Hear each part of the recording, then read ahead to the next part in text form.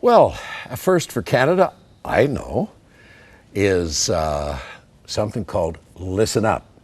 That's not a hearing aid thing, is it? Oh, maybe it is. But if it helps you hear, then go ahead. But there is a lady who wants Canadians to listen up, and she's right on the cutting edge of the current events in our country.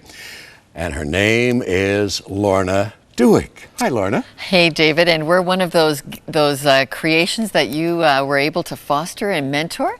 And I remember we were working on this idea together, and you used to have the Thursday show, and we had that telephone thing happening where it was the first time viewers could call in, and the concept was listen to Canada and then look up. So it's not a lecturing, it's a listen to Canada and look up.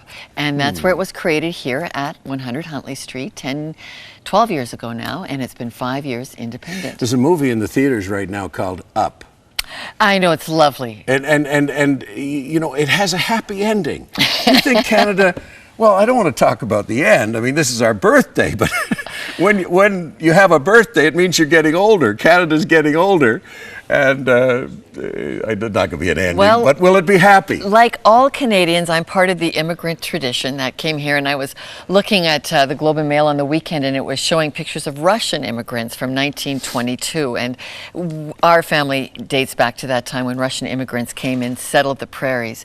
And you think, if they had a voice back then, what would they have said to Canada? Just as, you know, our whole cultural mosaic has so changed, and we are really a country that is still birthing new things all the time. So, Lorna, reach back in. This is a little mystical, but reach back into your genes or whatever you have back there.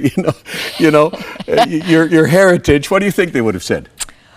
Sacrifice and work hard. I remember that the Russian immigrants who came over had to farm. So you had intellectuals, you had industrialists, but you had to be sod breakers. Now, these were Mennonites, and that's why they were fleeing religious persecution. Yeah, and I am the first generation of Mennonites to not have experienced persecution for our faith in our lifetime.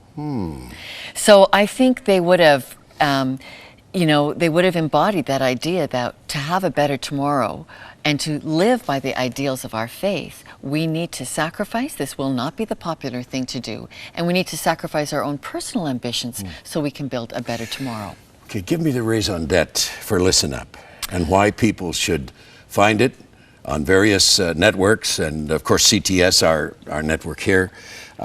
Give me, what this passion that you have to do this. We think that there are lots of people who have, for reasons whatever, lost their ability to find their compass back to God. But if they listen to events that are going on in Canada, and then they also listen to what we call a biblical worldview, as they listen to how did people engage a relationship with Jesus Christ through the events and the dynamics that may have taken place, that they will come to a new understanding of Jesus Christ. For example, one of the biggest events that happened recently in the GTA area was when the war happened in Sri Lanka. We were shocked to see thousands of Sri Lankans pour out and tie up traffic on our most major intersection, the Gardiner Expressway, on Mother's Day. Well, who knew that there were 50 Sri Lankan churches in Toronto, and they had a very different approach to the war in Sri Lanka.